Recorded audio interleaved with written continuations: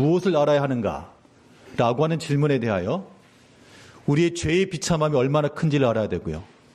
거기서 우리가 어떻게 구원 얻는지를 알아야 되고요. 그 구원받음에 대해서 어떻게 감사하는지 알아야 한다. 그럼 그 죄의 비참을 어떻게 합니까? 우리는 율법에서 할 수 있습니다. 그 율법의 요구가 무엇인가? 율법이 우리에게 요구하는 것은 하나님 사랑, 이웃 사랑이죠. 그러면 그것을 우리가 다 지킬 수 있는가? 아니요. 지킬 수가 없다는 겁니다. 왜죠? 우리가 뭐 했기 때문에? 타락했기 때문에. 그 타락은 어디서 왔는가?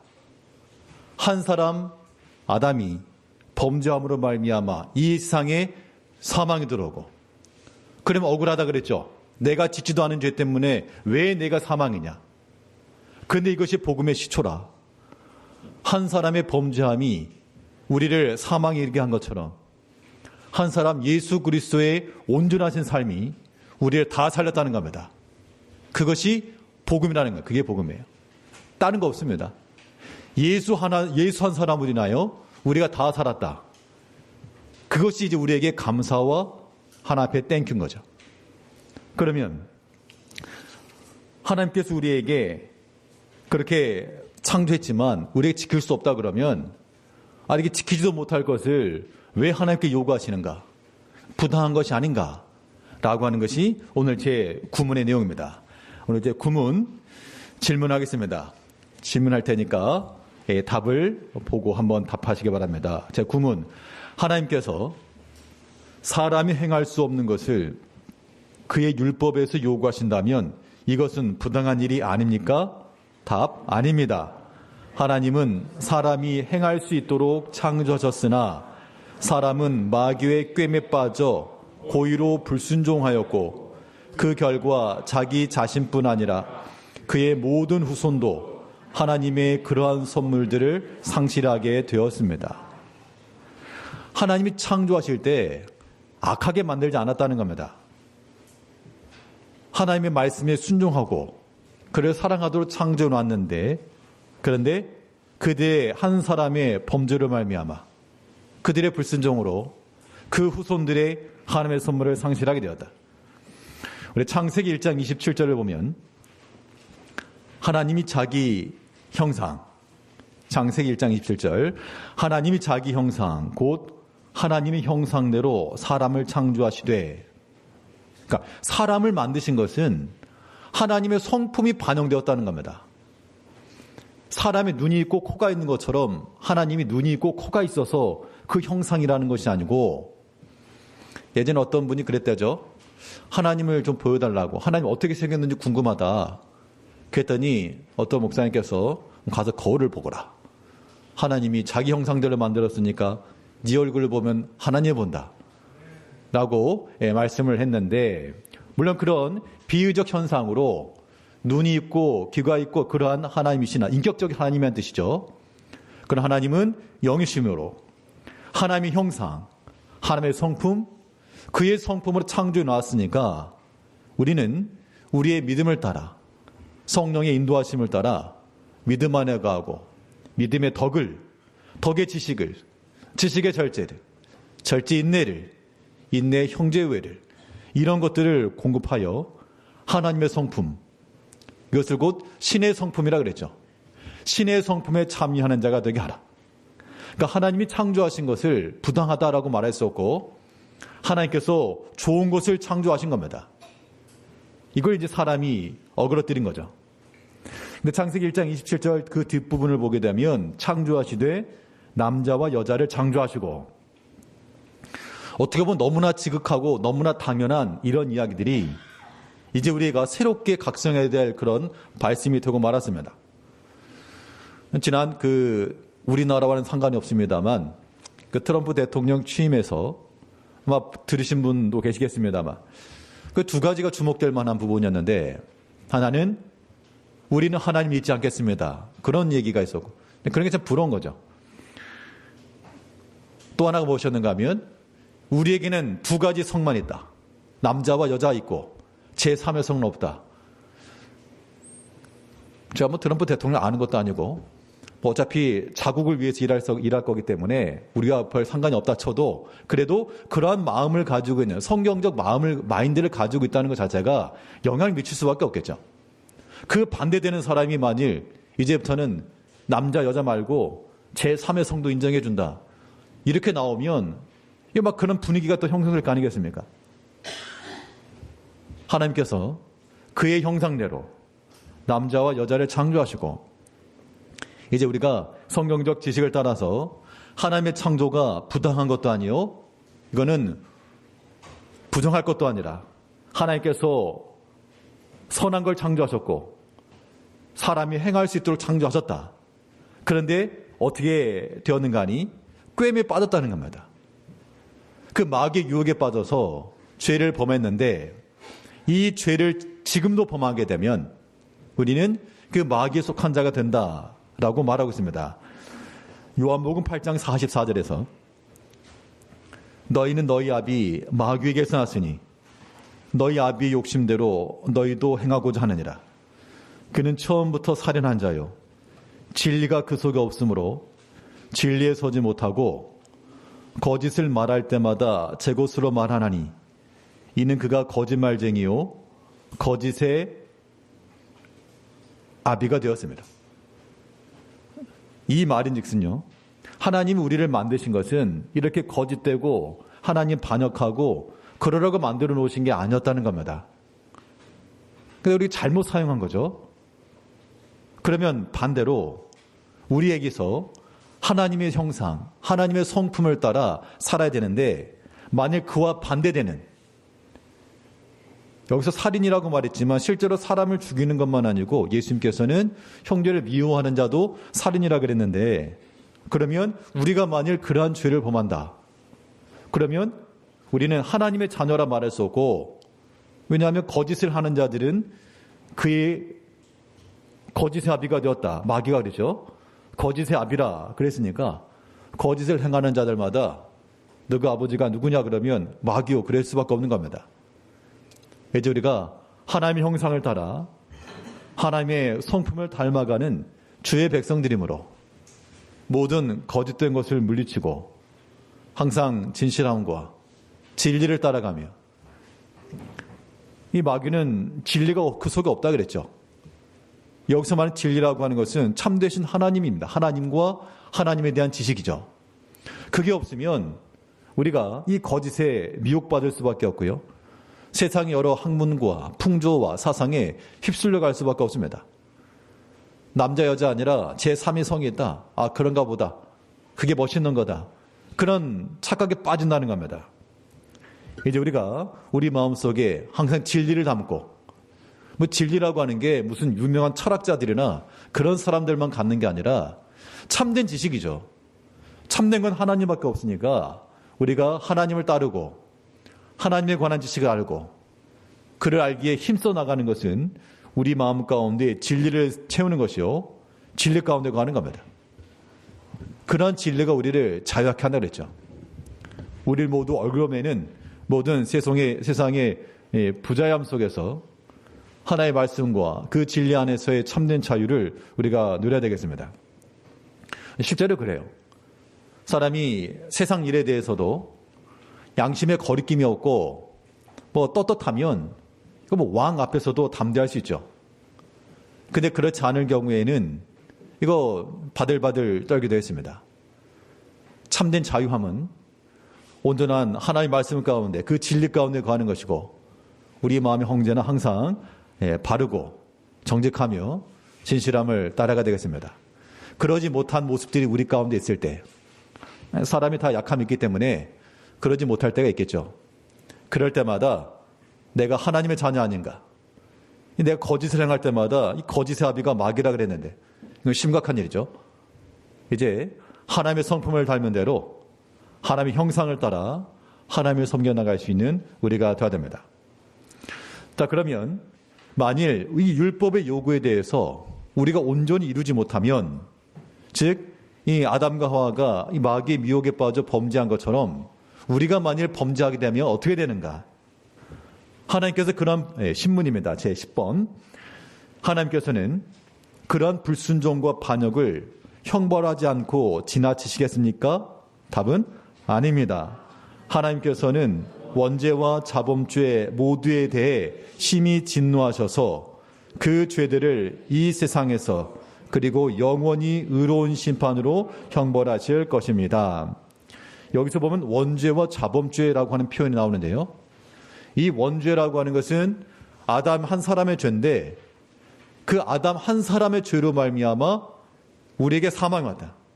그 아담 한 사람의 죄가 모든 사람이 지은 죄라 그랬죠. 우리가 인정하고 싶지 않을지 모르나 하나님의 기준에 의하면 첫사람 아담의 죄가 우리 모두의 죄라 우린 더 이상 소망도 없고 살 길이 없었으나 그러나 자비로우신 하나님께서 한 사람 둘째 아담 대신 그리스도 예수의 온전하신 순종하심으로 우리를 다 구원했으니 이것이 구원이라는 겁니다. 자, 이 원죄라고 하는 것은 나와 관계없이 일어났다 치고 이것으로도 우리는 하나 앞에 형벌 받을 자들이나 이 자범죄라고 하는 것은 우리가 스스로 범하는 죄들입니다. 우리가 범하는 죄들, 하나님 말씀을 따라서 행하지 아니하는 모든 것들이죠. 그래서 의도적으로 불순종하거나 혹은 그 순종함이 미치지 못하는 것, 이게 다 이제 죄라고 하는 것인데요. 그 결과적으로는 동일하다 그래도 우리가 알지 못하고 하는 것과 고의로 하는 것은 차이가 있습니다. 우리가 무엇을 두려워하셔야 되는가 하니 하나님 말씀에 대해서 우리가 알지 못하고 순종하지 못하는 것은 그나마 용서의 여지가 있는데 알면서 고의적으로 의도적으로 하는 것은 우리 사람에게는 뭐 똑같은 사람이니까 좀 그런 면이 없잖아 있어도요. 하나님께 우리가 고의적으로 불순종한다. 이거는 참 대담한 사람인 거죠. 그러니까 하나님 앞에서 우리의 모든 행위가 깨끗함을 받지 못하면 우리에게 유익한 것이 없다는 겁니다. 결국 하나님께서 첫사람을 지으시고 에덴의 동산을 주셨습니다. 근데 그걸 다 잃어버렸죠. 잃어버린 이유는 아담과 하와가 선악과 과일을 너무 많이 따먹어가지고 그래서 잃어버린 게 아니고 하나님 말씀에 불순종한 결과입니다. 불순종한 결과. 사람의 생각으로는 좀 더 지혜로워질 것 같고 하나님처럼 될 것 같고 보암직도 하고 먹음직도 하고 그런 것들인데 사실 하나님 말씀대로 하면 제약된 게 많잖아요. 근데 좀 자유롭게 살고 싶다. 그런 마음들이 아마 다들 있을 겁니다. 근데 그 자유함이라고 하는 게요.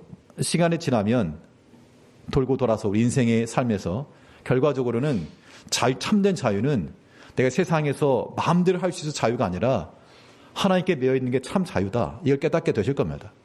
그게 성경의 진리이기 때문에 그래요. 흔히 하는 그 비유가 무엇입니까?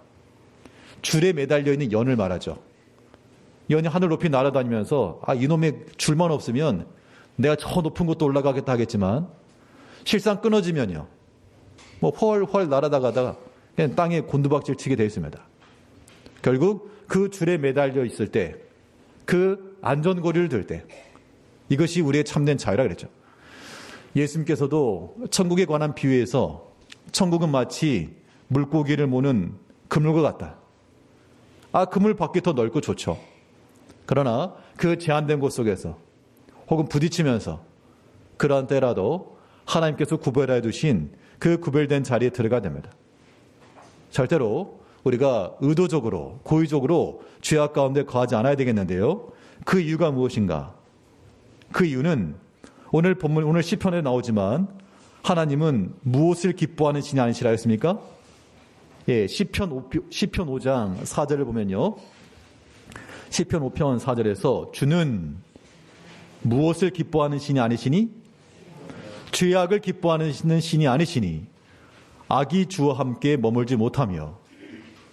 우리 신앙적 목표라고 하는 것은 주와 동행이죠. 주와 한 걸음 한 걸음 걸어가는 것이 우리 신앙의 목표일진데 이것을 방해하고 이것을 장애가 되는 것이 하나 있는데 그게 바로 악한 거야, 악한 거. 주는 죄악을 기뻐하는 신이 아니시니. 같이 우리가 어디 길을 가다가도요.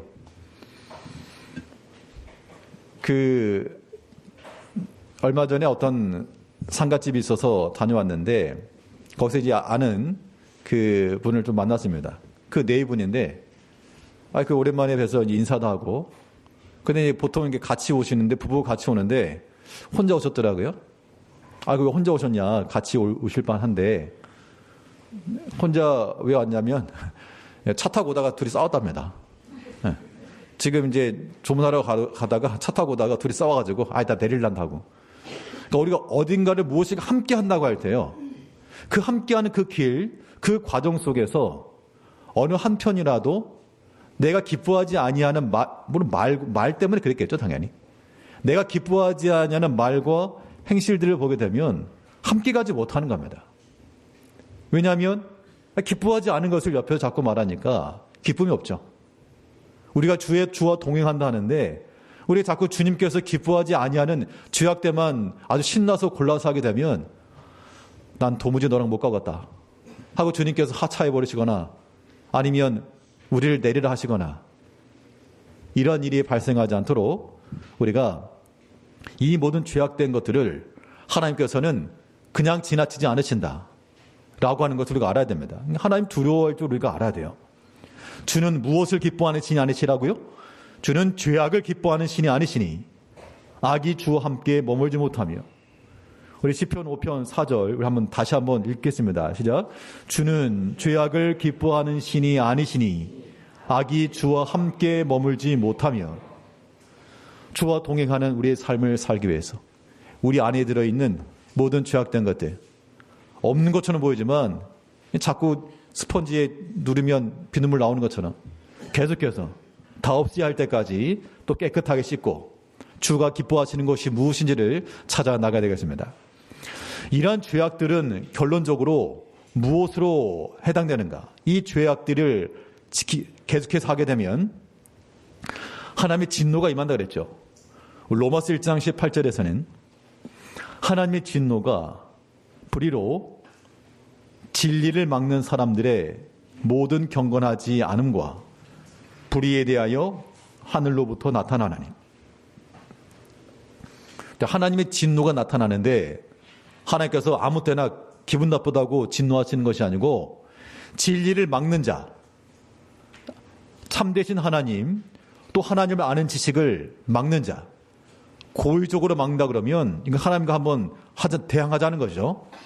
그런 자들은 경건치 않은 것이고요. 또 불의한 것이고 이것에 대해서 하늘로부터 나타난다. 무엇이 나타난다고요? 하나님의 진노하심이. 하나님의 진노하심이 진리를 막는 자들, 경건하지 않는 자들, 그런 자들에 대하여 나타난다. 그럼 우리가 살아갈 방법은 단순해서 진리를 따라가고요. 경건한 길로 나아가고요.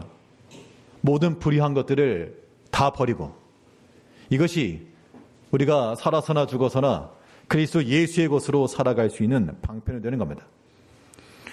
이 죄악된 것들을 하나님은 결코 간과하지 않으신다. 우리 시편 3편, 7편 11절에서 12절을 보면요. 하나님은 의로우신 재판장이시며 매일 분노하시는 하나님이시로다. 사람이 회개하지 아니하면 그가 그의 칼을 가르시며 그의 활을 이미 당기어 예비하셨도다. 그러니까 죄를 짓고 나서 하나님 앞에서요. 하나님 앞에서 죄를 범하고 나면 이거 회개하지 않으면 하나님 무엇을 간다 그랬습니까? 칼을 가신다. 칼을 가신다는 얘기는 이제 썰겠다 그 얘기입니다. 또 무엇을 당긴다 그랬습니까? 활을 이미 땡겨서 예비하셨다. 아직 쏘진 않았습니다. 회개할 길을 주시는 거예요. 그러나 범죄하고 불의를 행하고 진리를 가로막고 이런 자들에 대해서 회개치 않으면 하나님께서 칼을 쓱쓱 갈아 놓으시고 활을 이미 당겨서 우리를 관역 삼아 놓으시고 아직 놓지는 않았습니다. 하나님의 긍휼하심과 그 선하신 은총이 여전히 우리에게 회개할 길을 주시는 거죠. 사람이 왜 담대히 범죄할까요? 하나님께서 아직 활을 안 놔서 그래, 안 놔서. 근데 이미 활 시위가 당겨져 있으면 알아야 되는데 우리가 참 그런 걸 깨닫지 못하고 하나님 두려워하지 않고 행하는 경우가 너무나도 많습니다. 이제 우리 마음속에서 뭐 누구 잘했냐 못했냐 사실 그렇게 말할 사람은 아무도 없죠. 하나님 앞에서 다 죄인들이요. 또 우리가 아무리 믿음 안에서 선하게 살려 그래도 어떤 경우는 알지 못해서 악을 행하기도 하고요. 이게 잘못된 것인지 모르고 행할 수 있다는 겁니다. 또 어떤 경우는 알면서도 고의로 행할 수가 있는데 그런 일들에 대해서 하나님은 분노하신다. 화를 이미 땡겨 놓으셨다. 우리가 아직 맞지 않은 것은 하나님이 아직까지 기다려주시기 때문이다. 그러므로 죄악 가운데 악한 것과 불의한 것을 행하시고 있다 그러면 이거 이미 활 지금 이제 날아온다. 그 두려운 마음을 가지시고 이거 아담과 하와가 에덴 동산 잃어버렸잖아요. 그 전까지는 몰랐을 겁니다. 그러나 하나 앞에 범죄하는 자들 하나님은 그것을 잊지 않으시고 그 값을 물으신다는 거예요. 그래 이렇게 말할 수 있죠. 아니 하나님이 선하게 창조했다면서 이 악한 것을 용납하지 않으신다는 게 말이 되는가? 하나님은 자비하신 분이 아니라고 했는가? 이 질문에 대해서요. 자, 11문입니다. 11문. 그러나 하나님은 또한 자비하신 분이 아닙니까? 하나님은 참으로 자비하신 분이나 동시에 의로우신 분입니다. 죄는 하나님의 지극히 높으신 어미를 거슬러 짓는 것이므로 하나님의 공의는 이 죄에 대해 최고의 형벌, 곧 몸과 영혼의 영원한 형벌을 내릴 것을 요구합니다. 그러니까 하나님은 자비하신 하나님이신데 이 죄악된 것들을 그냥 간과하지 않으신다. 우리가 사는 길이 어디 있는가 하면 이거 회개하는 길에 있는 거죠. 그러면 하나님 이렇게 무서운 하나님이냐? 그러니까 그렇게 대응하니까 무서운 거죠. 우린 반대로 하나님을 사랑하고 하나님을 가까이 나가게 되면 또 하나님은 말할 수 없는 은혜를 예비해 놓으신다고 그랬습니다.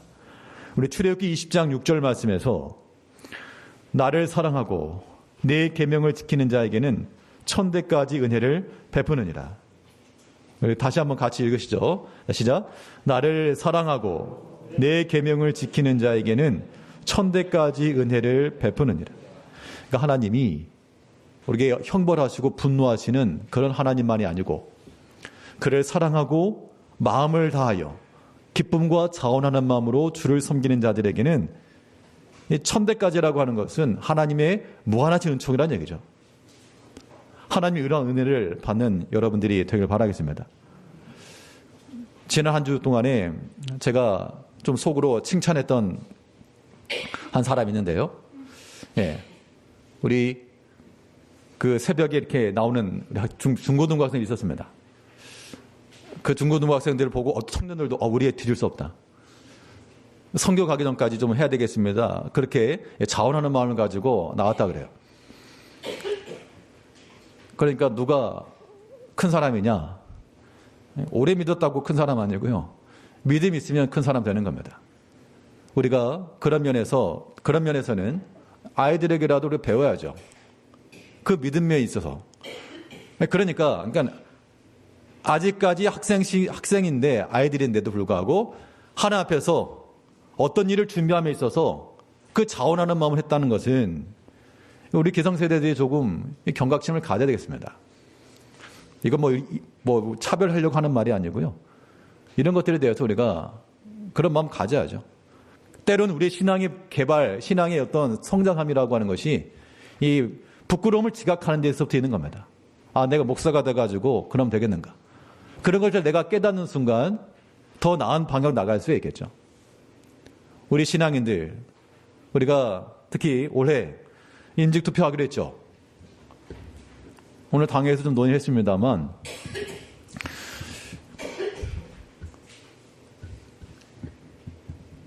그 대상은 집사님들입니다. 집사님들이세요.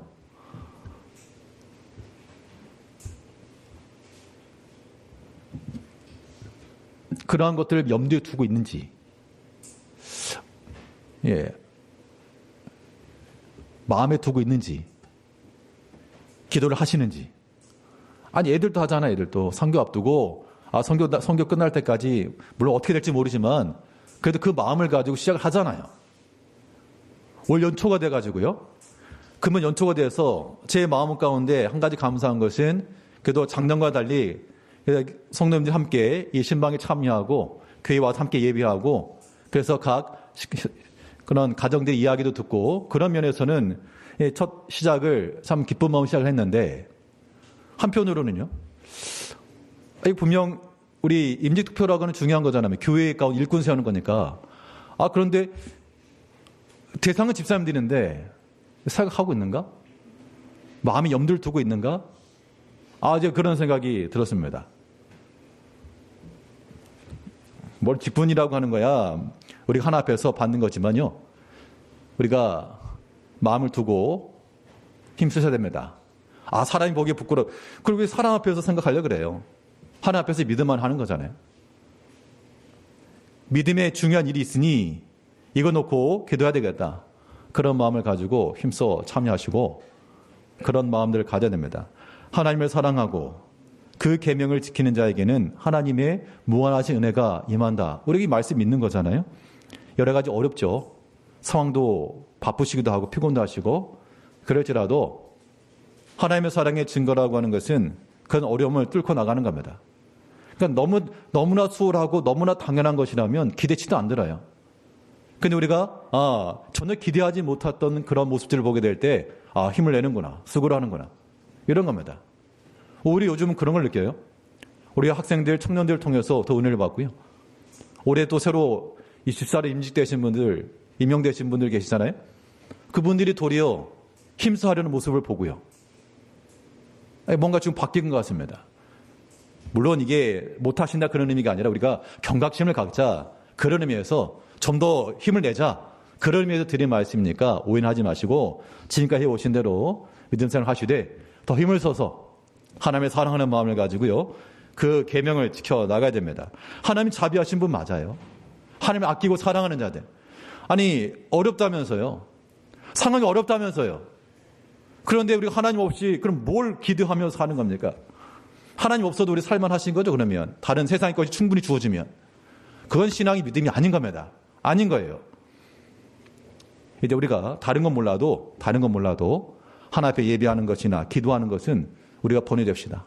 아이들에게 부끄러우면 안 되잖아요. 그런 마음을 가지고 하나님을 사랑하고 그 계명을 지키는 자에게는 천대까지 은혜를 베푸신 하나님이시다. 우리 출애굽기 34장 6절 7절에서는 여호와께서 그의 앞으로 지나시며 선포하시되 여호와라 자비롭고 은혜롭고 노하기를 더디하고 인자와 진실이 많은 하나님이라. 인자를 천대까지 베풀며 악과 과실과 죄를 용서하리라. 그러나 벌을 면제하지 아니하고 아버지 악행을 자손 3, 4대까지 보응하리라. 하나님은 자비로우신 분이고요. 은혜가 많으신 분이고 노하기도 더디하신답니다. 하나님을 닮은 우리 자녀들이니까 그래야 되겠고 한 사람의 악행이 자손에까지 이어지는 것을 생각하면 우리가 참 회개하고 돌이켜야 되겠습니다. 반면 한 사람의 순종과 은총은 그 부모와 자녀들까지 이르른다. 참된 효도, 하나님 앞에 진실함이 있고요. 참된 자녀 사랑, 하나님의 사랑함이 있습니다. 그 반대의 경우는 그렇지 않다는 얘기죠. 마지막 데살로니가후서 1장 8절 9절 보면 하나님을 모르는 자들과 우리 주 예수의 복음에 복종하지 않는 자들에게 형벌을 내리시리니 이러한 자들은 주의 얼굴과 그의 힘의 영광을 떠나 영원한 멸망의 형벌을 받으리로다. 하나님을 모르는 자들 그리고 예수의 복음에 복종하지 않는 자들, 우리 일단 모르는 자들은 아닐 거니까 그의 복음에 복종하지 않는 자가 아니라 그의 복음에 복종하는 자가 되며 주의 얼굴과 그 힘의 영광을 따라 살아가 되겠습니다.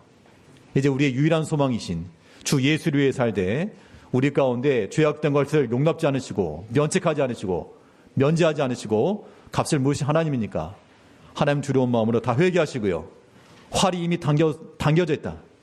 하나님 두려운 마음 회개하고 또한 그를 사랑하는 마음을 가지고 힘써 하나님 섬기시는 우리 모든 주일교회 성도님들 되시길 바라겠습니다. 기도하겠습니다. 우리를 지혜롭게 사랑하신 아버지 하나님, 하나님을 사랑하며 그 계명을 지키는 자들에게